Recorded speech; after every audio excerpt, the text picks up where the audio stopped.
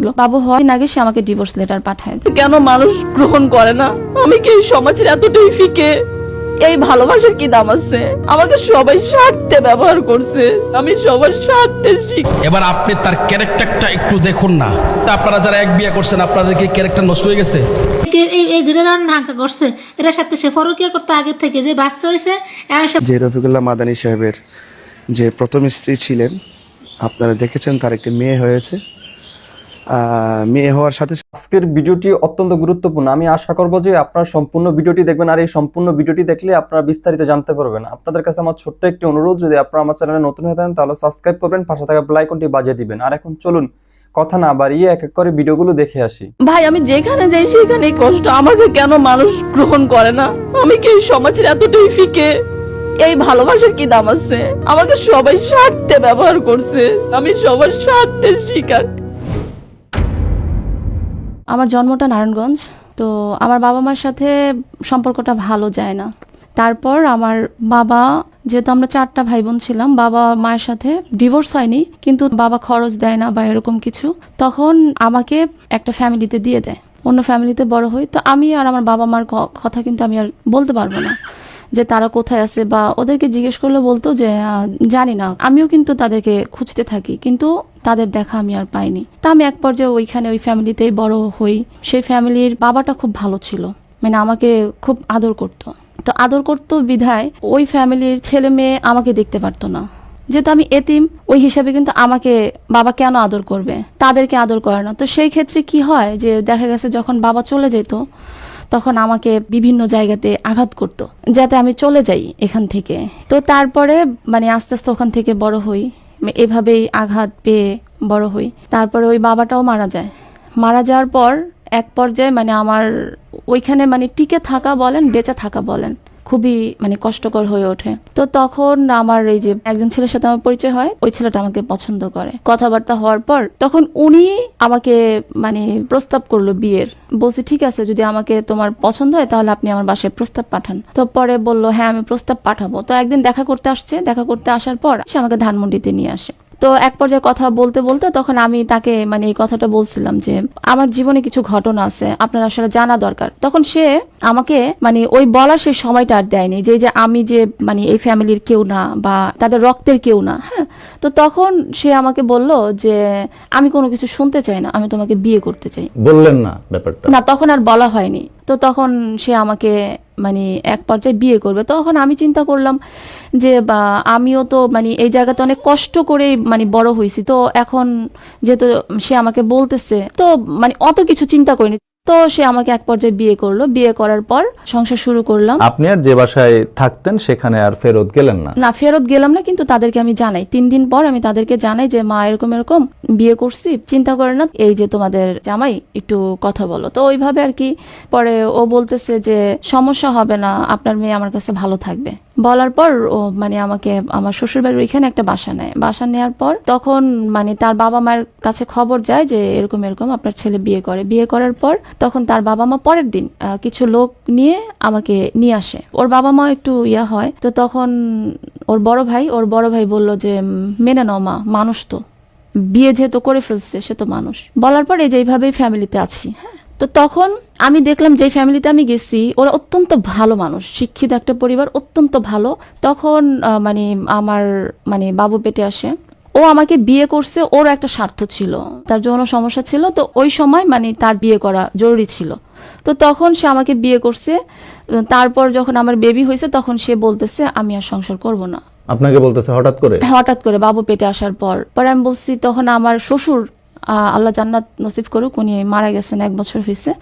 তো উনি তখন বলতেছে না, আমার বংশে যেহেতু মানে বাতি আসতেছে, এই বাতি জ্বলবে, তুই থাকলে থাক, না থাকলে না থাক। ছেলেকে কথা বলছে, তোর বাচ্চা হওয়ার দায়িত্ব আমি নিলাম, আমার শ্বশুরের কথা বলছে। তখন এই তাদের কথাতে বাচ্চাটা দুনিয়াতে আসে। এর মধ্যে তখন আমাকে প্রচন্ড মারধর করতো যে আমি, হ্যাঁ, আমি তোর সাথে সংসার করবো না, তুই কি বুঝিস না, এই সেই, আমার একটা প্রবলেম ছিল সেই জন্য আমি তোকে বিয়ে করছি, এখন তুই আমাকে আল্লাহর রাস্তাতে আমাকে মাফ কর। তখন আমাকে ওইভাবে রেখে শ্বশুর শাশুড়ির কাছে রেখে আমাকে সে চলে গেল। তারপরে যে আমাকে 1 সপ্তাহ পরে বলতেছে আমি তো বলছি আমি তোমার সাথে সংসার করবো না, তুমি বাচ্চা নিয়ে থাকো, আর আমার আব্বা আম্মা তোমাকে অত্যন্ত ভালোবাসে, তুমি তাদের ভালো বউ, তুমি তাদের ভালো মেয়ে, তুমি ওই হিসাবেই থাকো।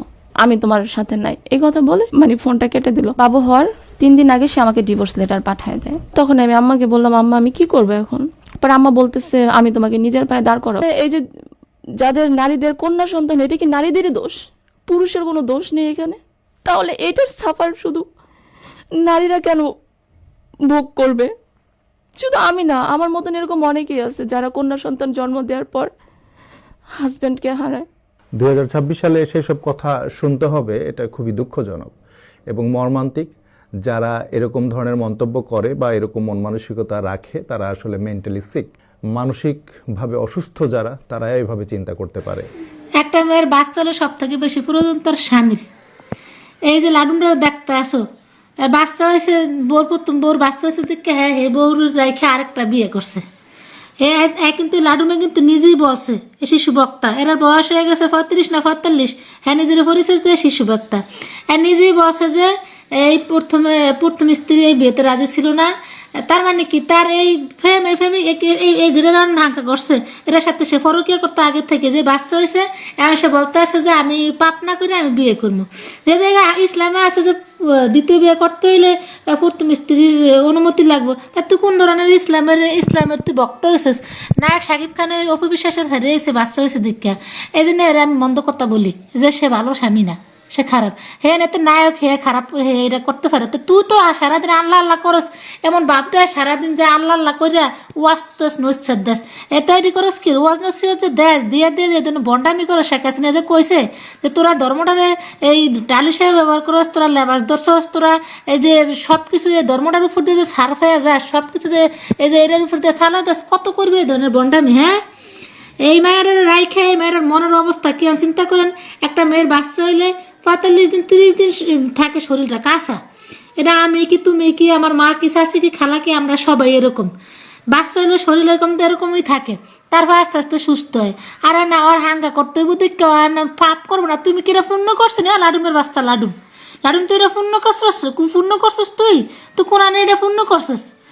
আর এই লেরের ভিডিও লেগে আস প্রত্যেক দিন, যেমন প্রোফাইলটার মধ্যে ঢুকলে লেরায়ের সামনে, আবার এই যে এই প্রোফাইলটার মধ্যে ঢুকতারি না। আর এই লেরের ভিডিও একটা হাঙ্গা করছে, এটা আবার মিষ্টি খায়, কেমন যে করে মিষ্টি খাওয়াইতে আছে। হ্যাঁ আনন্দ ফুর্তি করে হেনে গিয়ে আবার একদল আবার মুসল্লিরা মোল্লারা আবার এনে গিয়ে আবার দাড়ি টুফি আল্লাহ মোল্লারা আবার এনে যে যোগ দিছে। এখন কোনো হুজুরেও কোনো নসিহত নেই, ওয়াজ নেই, এটা কোনো আওয়ামী লীগের কোনো নেতা করতো বা কোনো বিএনপির কেউ করতো?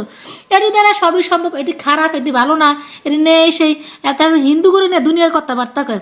কোন হিন্দু ঘরের বউ যে কাঁচা শরীর রেখে যে বিয়ে করছে এমন কোনো প্রমাণ আছে? কোন হিন্দুকে গিয়ে দর্শন করছে? বাংলাদেশের কথা বলি আমি, এমন কোনো রেকর্ড আছে? তোরা করো সে হুজুরের লেবাসদারি করিয়া, হুজুরের লেবাস ধরিয়া আল্লাহর নাম তোরা সব জায়গায় বেচছে, ইসলামটা সব জায়গায় বিকৃতি করিয়া তোরা যা মন চা তাই করতে পারস। এমন আর কোনো দোষ নেই, সব দোষ খালি আওয়ামী লীগের লাগো, সব দোষ হচ্ছে সাধারণ মানুষের।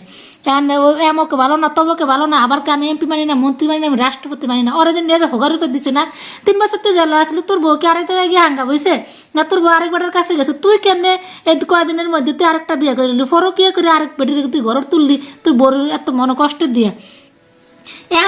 এখন আর আসমান কাঁপে না, এখন আর তোমাকে জমিন কাঁপে না, তোর ধ্বংস আইব, একটু অপেক্ষা করতে। লাডুমের ঘরে লাডুম যাওরা মুনাফেক লেবাসদারি। হুজুর কি মাদানি নাকি কি একটা আছে পিচ্ছি, ওটা দেখলে আপনি বুঝবেন যে এটা ছোট্ট একটা বাচ্চা। আমরা এটা বিরোধিতা করছি না, আমি জাস্ট বোঝার জন্য বলছি। আপনি 2টা 3টা 4টা বিয়ে করতে পারবেন, এটা না জায়েজের কিছু না, এটা আছে, জায়েজ আছে, কিন্তু সুন্নত বলতে পারবেন না। জায়েজ আছে, কি আছে? জায়েজ আছে। এবারটাই ফেসবুকে স্ট্যাটাস দিয়েছে যে আমি গুনাহ থেকে বাঁচার জন্য 2য় বিয়ে করলাম। এবার আপনি তার ক্যারেক্টারটা একটু দেখুন না। আপনারা যারা 1 বিয়ে করছেন, আপনাদের কি ক্যারেক্টার নষ্ট হয়ে গেছে? আপনারা খালি গুনাই করতেছেন, গুনার মধ্যে লিপ্ত আছে। কথা বলেন ঠিক কিনা?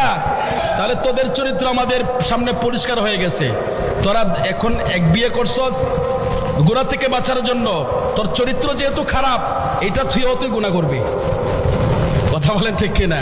কারণ তোর তো ক্যারেক্টার ভালো না, চরিত্র ভালো না। আর চরিত্রহীন ব্যক্তির কোনো দলিল হাদিস এটা কিন্তু গ্রহণযোগ্য না। আপনি জানেননি, কোন চরিত্রহীন যদি হাদিসও নিয়ে আসে, ওইটা আপনি গ্রহণ করতে পারবেন না। এটা আপনি গ্রহণ করতে পারবেন না, এটা ইসলামের এভিডেন্স হিসেবে নিতে পারবেন না। কথা আমার কি বোঝাইছে কথাটা? তাহলে যিনি হাদিস শোনাবে আপনাকে, তেনার ক্যারেক্টার থাকতে হবে পিওর, কোনো ভেজাল থাকতে পারবে না। ওই ব্যক্তির হাদিস আপনি গ্রহণ করতে পারবেন। কোনো ক্যারেক্টারলেস এসে যদি আপনাকে হাদিস শোনায়, হাদিসও আপনি নিতে পারবেন না, যদিও হাদিসটা সহি হাদিস, কিন্তু আপনি তার কাছ থেকে নিতে পারবেন না। তাহলে আপনারা বুঝেন এদের চরিত্রটা কত খারাপ। তো এই চরিত্রহীন মানুষ তো আল্লাহ রসুলের চরিত্র নিয়ে কথা বলতেই পারে। রফিকুল ইসলাম মাদানি বিয়ে করছে, দ্বিতীয় বিয়ে। এতে করে বাংলাদেশের মুসলিম সমাজ তার দুর্নাম করা নিয়ে ব্যস্ত। আপনার দ্বিতীয় বিয়ে করা যদি অপরাধ হয়, আল্লাহ তো নিষেধ করেনি। দ্বিতীয় বিয়ে করতে তো আল্লাহ নিষেধ করেনি। আল্লাহ এমন একজন পরিকল্পনাকারী, আল্লাহ সবকিছু জানে। পুরুষ মানুষকে দ্বিতীয় বিয়ে করার অনুমতি এই কারণে দিছে, কাফেরদের সঙ্গে মুসলমানের ইসলামিক যুদ্ধ হবে, ইসলাম বিজয়ের যুদ্ধ হবে। সেখানে অনেক যুবক মারা যাবে, তাদের বোন থাকবে ঘরে, মা থাকবে, বউ থাকবে, তাদেরকে দেখার কেউ থাকবে না। তখন ওই মেয়েটাকে যদি আপনি বিয়ে করেন, বিয়ে করে তাকে যদি সুস্থ সম্মান দেন, আপনার উপরে আল্লাহ খুশি। কিন্তু আপনি হাদিস সবই মানেন, কিন্তু স্বামী যদি দ্বিতীয় বিয়ে করতে চায় আপনি এইটা মানেন না। আপনি এইটা মানেন না, আপনি দুর্নাম করে নিয়ে ব্যস্ত থাকেন। যাক, রফিকুল ইসলাম মাদানি দ্বিতীয় বিয়ে করা নিয়ে আপনার ফেসবুকের কোন কোন মেয়েদের নিচে চুলকাতেছে একটু বলবেন কি? আপনি আগে হাদিস ভালো করে পড়বেন, যে একটা মেয়েকে বিয়ে করে যদি তাকে সম্মান দেওয়া হয় সেটা আল্লাহ নিষেধ করছে কিনা। এটি নিয়ে আপনার মাথা ব্যথা। আল্লাহ আপনাদের টিকটক করতে বলছে, ফেসবুকে এসে নাভি বের করে নাচতে বলছে, হেডলাইট বের করে পুরুষ মানুষের সামনে দাঁড়াইতে বলছে। এগুলো কে বলছিল? আপনার স্বামী, আপনার ভাতার বলছিল? মানুষের দুর্নাম করা নিয়ে ব্যস্ত থাকেন। রফিকুল ইসলাম মাদানি বিয়ে করা নিয়ে যেসব মেয়েদের চুল কাইতেছে, নিজের চুলকানি ঠিক করেন আগে। দ্বিতীয় বিয়ে করতে আল্লাহ নিষেধ করেনি, এতটুকু বলে গেলাম। টিকটক করতে নিষেধ করছে। স্বামীর অনুমতি ছাড়া ফেসবুকে এসে হেডলাইট বের করে নাচতে নিষেধ করছে। এইটা আগে শোনেন, তারপরে হুজুরদের দুর্নাম করবেন। হুজুর কিছু করলে আপনাদের এত চুলকায় কে? আসসালামু আলাইকুম। ওয়ালাইকুম আসসালাম।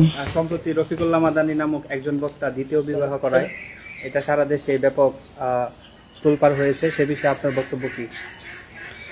সে ব্যাপারে আমার বক্তব্য, আসলে অনেকে পক্ষ বিপক্ষ লেখছেন, তবে এতটুকু মনে করি যে রফিকুল্লাহ মাদানী সাহেবের যে প্রথম স্ত্রী ছিলেন, আপনারা দেখেছেন তার একটি মেয়ে হয়েছে। মেয়ে হওয়ার সাথে সাথেই সে দ্বিতীয় বিয়ের ঘোষণা করেছে। আমি এতটুকু মনে করি যে তার প্রথম সন্তান জন্মগ্রহণ করার সাথে তার স্ত্রীর অনেক কষ্ট, অনেক দুঃখ জড়িত আছে। সে 10 মাস 10 দিন তার বাচ্চাটাকে পেটে ধারণ করেছে। রাত্র দিন কিভাবে কেটেছে একমাত্র সেই ভালো বলতে পারবে। সেই বাচ্চাটিকে প্রসব করার পরেই 3 দিনের মাথায় সে দ্বিতীয় বিবাহের বাস্তবায়ন করেছে। তবে আমি এটুকু বলতে পারি, প্রথম স্ত্রী রফিকুল্লাহ মাদানীকে একটি উত্তরাধিকার উপহার দিয়েছে, আর দ্বিতীয় বিয়ের মাধ্যমে রফিকুল্লাহ মাদানীর প্রথম স্ত্রীকে একটি সতীন উপহার দিয়েছে। তবে দ্বিতীয় বিয়ে জায়েজ আছে। আসসালামু আলাইকুম।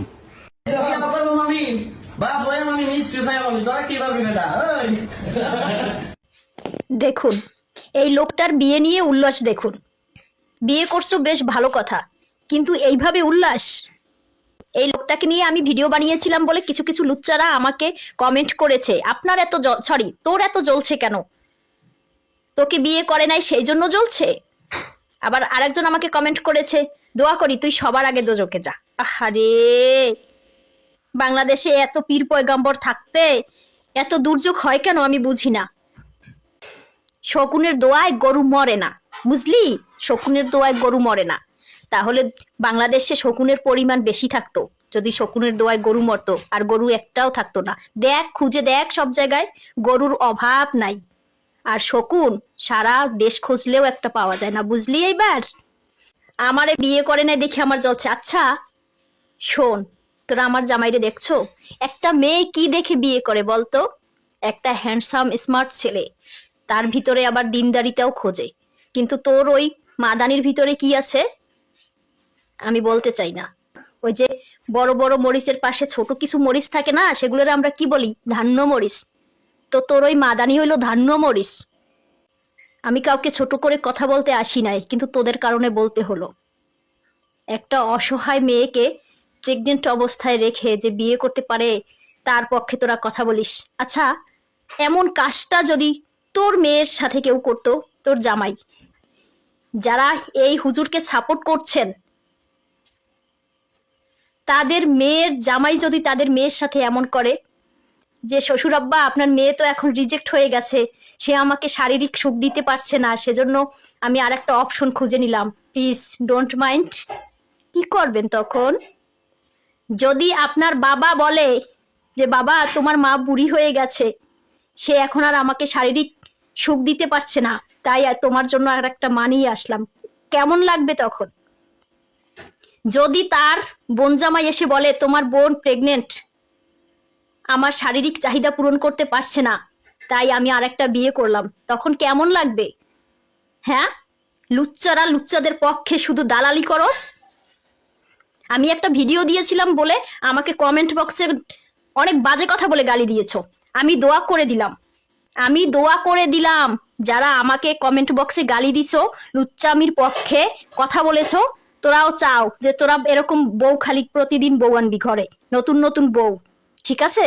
তা তোরা চাও, বেশ ভালো কথা, তোরা আনিস। আর আমি দোয়া করি তোদের মেয়ে, তোদের বোন, তোদের মা, তোদের শাশুড়ি, তোদের খালা, তোদের আত্মীয় স্বজন যা আছে, যত মেয়ে আছে, সবগুলোরে যেন জামাই এই টাইমটায় ছেড়ে দিয়ে আর একটা যেন বউ আনে। আমি দোয়া করে দিলাম, আল্লাহ তোদের মনের আশা পূরণ করুক। দেখেন, ইসলাম আপনাকে 4টা বিয়ের পারমিশন দিছে। সো আপনার নিজের দরকার হলে আপনি নিজের প্রয়োজনে বিয়ে করছেন। সো এটা নিয়ে আসলে কেউ কোনো কথা বলে না, বা আমি কোনো কথা বলতাম না। আমি কথা বলতেছি আপনি যখন নিজের প্রয়োজনকে দিনের প্রয়োজন বানায় দিতেছেন, আপনি বলতেছেন আপনি বিয়ে করতেছেন আল্লাহর জন্য, বিয়ে করতেছেন ইসলামের জন্য, বা ইসলামে কোনো সোসাইটির মধ্যে একটা ইসলামকে বুলন্দ করার জন্য, ট্রেডিশন সেট করার জন্য, এক্সাম্পল সেট করার জন্য বিয়ে করতেছেন। এই ধরনের ভণ্ডামি, মানে আপনার নিজের প্রয়োজনকে ইসলামের প্রয়োজন বানায় দিচ্ছেন, এটা নিয়ে আসলে আমার দুনিয়ার সব আপত্তি। তো এই ভণ্ডামিগুলোর গুরু বা জনক হইতেছে ভদ্রলোক হজরত বলি না নামের আগে, হজরত মামুনুর রশিদ কাসেমি। তো এই ভদ্রলোকের লাইফে যদি আপনি দেখেন, এই ভদ্রলোকের কারেন্ট বউ সংখ্যা 4 এবং ডিভোর্সের সংখ্যা 5, মানে টোটাল উনি 9টা বিয়ে করছেন। মানে উনার কারেন্ট বউয়ের সংখ্যা চেয়ে উনার ডিভোর্সের সংখ্যা বেশি। তো ইজিলি বোঝা যায় এই ছোট্ট জীবনে, ভদ্রলোকের বয়স 40-এর কম, যে উনি আসলে বিয়ে করছেন, ছাড়ছেন, এইটা চালায় গেছেন। এবং ভদ্রলোক একটা পোস্টও দিছিলেন যে যতদিন না পর্যন্ত উনি ভালো 4টা ওয়াইফ পাইতেছেন, ততদিন উনি বিয়ে করতে থাকবেন, 100টা হইলেও করবেন। তো বুঝেন, তো এই ধরনের চোদনা মার্কা এক্সাম্পল আপনার সামনে সেট করে যেতেছে এই লোকগুলা। সো বেসিক্যালি এরাই আসলে ট্যাবু বানায় দিতেছে হচ্ছে পলিগেমিকে। আপনার প্রয়োজনের বিয়েটাকেও সোসাইটির মধ্যে নেগেটিভলি দেখা হবে এই ধরনের লোকের জন্য। তো আমি আপনাকে একটা এক্সাম্পল দিই। ধরেন, আন্দোলন সেট করা কেন সমস্যা, যে আমি 4টা বিয়ে করবো, এই আন্দোলনটা সেট করা কেন একটা প্রবলেমেটিক জিনিস বা ভণ্ডামি? ধরেন মেয়েদের ক্ষেত্রে আল্লাহ বলছে সে মোহরানা নিতে পারবে, তাই না? যে যতটুকু ইচ্ছা সে মোহরানা ক্লেম করতে পারবে। তো এই ক্লেম করার জায়গায় কোনো যদি নারী সোসাইটি আজকে দাঁড়ায় যায় এবং বলে যে আমরা সবাই 2 কোটি টাকার কমে, কাবিনের কমে বিয়ে করবো না, তো এটা তো অ্যালাউড, তাই না? কিন্তু যদি সে একটা সিন্ডিকেট বানাইতে চায়, বা সে যদি দাবি করে এই 2 কোটি করতে হবে, বা এতটুকু যেহেতু অ্যালাউড আমি এতটুকু নিব, এই জিনিসটাকে আমি ভণ্ডামি বলতেছি। কারণ হইতেছে মানে আপনি এর কমে করতে চাইতেছেন না, বা এটাকে আপনি একটা ইসলামিক লক বা দিতে চাইছেন। আপনি নিজের প্রয়োজনে আপনি 2 কোটি চাইতে পারেন, বাট আপনি যখন এটাকে ট্রেন্ড সেট করতে চাইতেছেন, এটাকে ইসলামিক ট্যাগ দিতে চাইতেছেন, এটা ভণ্ডামি। তো সেম ওয়ে কাসিমি যেটা করতেছে, বা যে আন্দোলনটা সেট করতে চাইতেছে, এটা ভণ্ডামি। তো আসলে এটা বোঝা কোনো বিগ ডিল না। এবং আমরা আসলে ইসলামের বিধানটা নিয়ে কথা বলতেছি না, এটা নিয়ে আমাদের কোনো সমস্যা নাই। ফর এক্সাম্পল, ওয়েস্ট আরবে এমন অনেক স্কলার্স আছে, ইসলামিক স্কলার্স, যাদেরকে আমরা শুনি এবং ওনাদের পার্সোনাল লাইফে ওনারা মাল্টিপল ম্যারেজ করছেন, একসাথে বউ রাখছেন, এবং ওটা নিয়ে আমাদের কোনো কনসার্ন নাই, কারণ ওনারা বলতেছেন আমি দিনের জন্য করতেছি, উনি নিজের জন্য করতেছে, এটা ইম্পর্টেন্ট। এই ভদ্রলোক কাসেমি রাতের জন্য বিয়ে করে নাম দিতেছে দিনের জন্য বিয়ে করতেছি। এই ভণ্ডামিগুলো নিয়ে প্রবলেম। আর আরেকটা জিনিস বলে রাখা ভেরি ইম্পর্টেন্ট, যে আসলে ইসলাম প্রি ইসলামিক টাইমে মানুষ অনেক বিয়ে করতো, আনলিমিটেড বিয়ে করতো, কোনো সংখ্যায় বাধা ছিল না। ইসলাম প্রথম সংখ্যাটাকে লিমিট করছে 4। এমন না যে ইসলাম বাড়াইছে, মানে 1 থেকে 4-এ আনে নাই, ইসলাম বেশি থেকে কমে 4-এ লিমিট করছে। তো এই জিনিসটা একটা মিসরিপ্রেজেন্টেশন করা হইতেছে এই কাসেমি টাইপের লোকজন থেকে, এবং তারা এই জিনিসটাকে দিনই লক বা একটা দেওয়ার চেষ্টা করছে, যে 4টা বিয়ে করছেন, সো দিনের প্রয়োজন না। ভাই, দিনের প্রয়োজনে করেন নাই, আপনি আপনার রাতের প্রয়োজনে করছেন এবং করতে পারেন, ফাইন। আপনি